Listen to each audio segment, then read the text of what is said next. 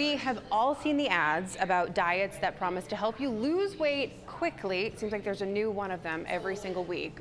But are they effective? We are at the Form Lab with co-founder Sarah and nutrition coach Erica. They have some answers for us. There are so many fad diets that come to mind when you think about it. So what are some of the most popular ones right now? Yeah, so currently some of the big ones are going to be the ketogenic diet as well as like intermittent fasting. So a key way to kind of recognize a fad diet is going to be if it sounds too good to be true, it probably is, as well as if it's cutting out a whole food group.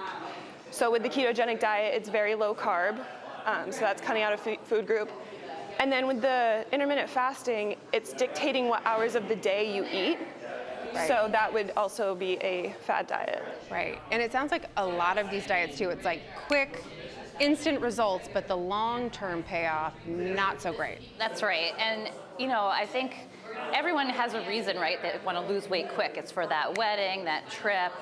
I get that, I've thought about the fad diets, but the problem is that the long-term effects, which Erica will talk about, just put us kind of in this up and down cycle of gaining and losing weight. And we like to think about nutrition here at the Form Lab as something that you're doing for the long term, teaching you how to think about nutrition for the long term, just like we think about our personal training and just fitness overall. And so, that's why we have nutrition coaching, and we have a really long-term sort of mindset and philosophy about that. So like the ketogenic diet may help you lose weight because you're using up your glycogen stores, or intermittent fasting because ultimately you're probably decreasing the amount of calories you take in. But I like to ask people, can you do this every day for the rest of your life? That's a good question. And the answer is probably no. Like here at the Form Lab and when I'm working with my clients, I like to have kind of like an 80-20 mindset.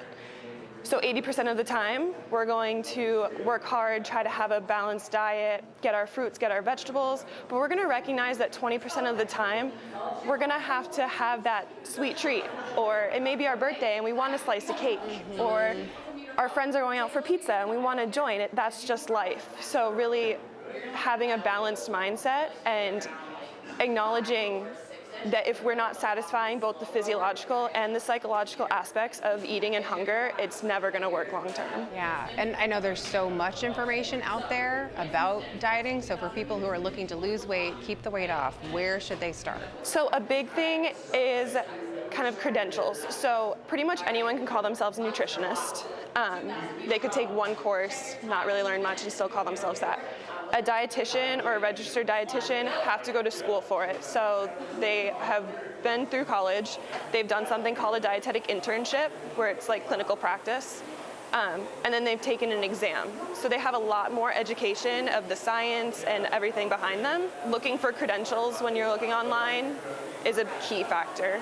Social media is where a lot of people get their information these days. So when we think about how to lose weight and keep it off, I would like to kind of reframe the question in terms of how do we change our body composition?